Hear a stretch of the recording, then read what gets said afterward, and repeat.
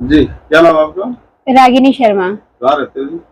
यही सैनीपुरा में, गली नंबर 1। अच्छा, ये फार्म ले रहे हो, क्या किस चीज का, क्या है ये डोमिसाइल है, हमने बनवाया था यहाँ सीएससी सेंटर से। क्या है इसमें फिर फार्म दिया आपने? सर ये 200 रुपए का उन्होंने बनाया था, हमने कहा था कि कम कर दीजिए, बट उन्होंने कहा कि नहीं जी, ये कम नहीं होगा, इससे आप जहाँ से मन करे वहां से बनवा लीजिए।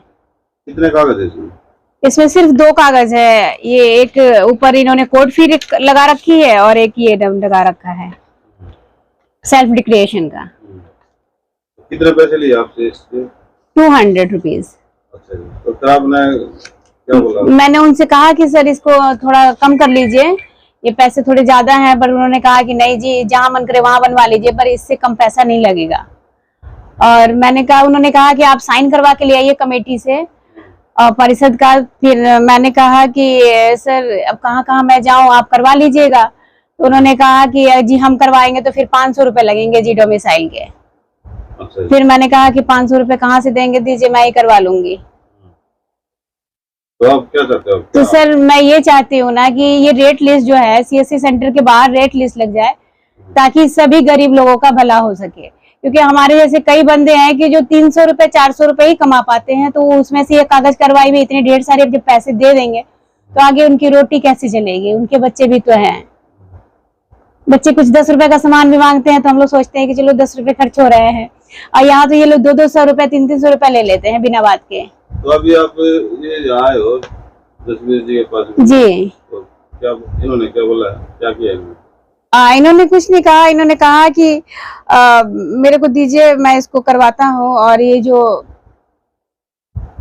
अच्छा जी, इन्होंने मतलब फोन किया हमारे सामने, इन्होंने आगे एसडीएम को फोन लगाया और उन्होंने बात किया कि भाई ये सीएससी सेंटर पे रेट लिस्ट लगाया जाए, ताकि हर एक गरीब लोगों का भला हो सके, किसी से ज्यादा लूटपाट ना हो।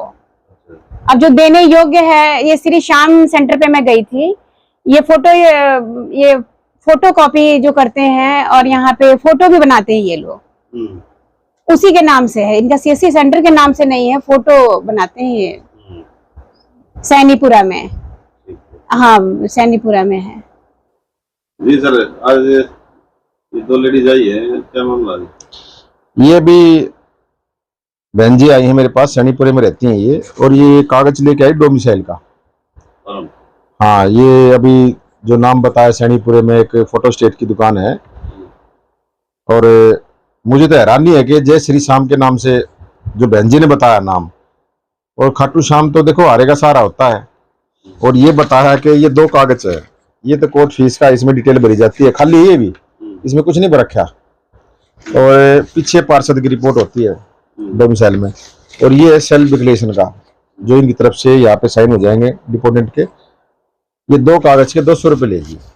मैं ये बात बार बार कह रहा हूँ, पहले भी मैंने कहा था, और पीछे डी साहब ने भी आदेश जारी किए थे कि भाई जितने भी सीएसआई सेंटर हैं, क्योंकि काफी शिकायतें आम जन की गई थी, भाई ये अपने रेट बना रहे हैं घर के, कोई काम 50 रुपए का उसके 200 रुपये, कोई राशन कार्ड ऑनलाइन करवाना है उसके 300 रुपये, मतलब जैसा उनके मन में आता है रेट वो ले रहे। सरकार की भी हिदायत ये है कि जो सरकार की दात अनुसार जो फीस कटती है उसके ऊपर जो जायज खर्चा आप लें। हम ये नहीं कहते कि भाई बिल्कुल ही आप फ्री में करें काम, आप ऑनलाइन करते हैं उसका भी आपको कमीशन मिलता है, उसके बाद चलो आप किराया, कोई दुकान किराए पे ले रहा है, किसी की अपनी है, तो वो एक अलग विषय है। लेकिन ये मैंने अभी बहन जी की ये बात सुनी, और ये नहीं है कि सिर्फ ये बहन जी का विषय है, पता नहीं कितने लोग मेरे पास आते हैं कि पेंशन के फार्म के ऑनलाइन के इतने ले लिए, फैमिली आईडी ठीक करने कितने ले लिए, फैमिली आईडी बनाने कितने, मतलब एक गदर मचा हुआ है बहादुरगढ़ में।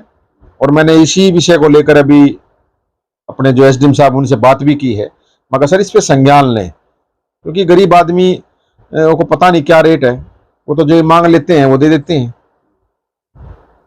तो उम्मीद करूंगा कि मेरे सीएसआई सेंटर वाले जो भाई हैं उनसे मेरा आग्रह अपील है कि ये बातें कई बार हो चुकी हैं, आप लोग रेट लिस्ट लगाएं, जो भी सरकार की योजनाओं को आप ऑनलाइन करते हैं, क्योंकि सारा काम सरकार ने ऑनलाइन कर दिया, आज मैनुअल कोई काम बचा नहीं है, तो ऑनलाइन आप ले, जायज फीस लें।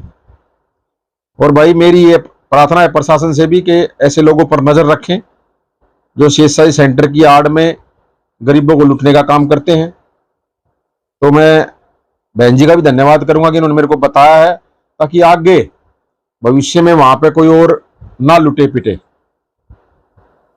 तो जायज फीस होनी चाहिए, नाजायज फीस अगर कोई लेगा तो प्रशासन से मैं वो करूंगा, मांग के कार्रवाई हो सकती है उनके खिलाफ, सेंटर रद्द हो या फिर कार्रवाई होनी चाहिए। जल्दी मैं इस विषय को लेकर डी साहब से बात करूंगा और इसको हम ऊपर तक सरकार के पास भी पहुंचाएंगे।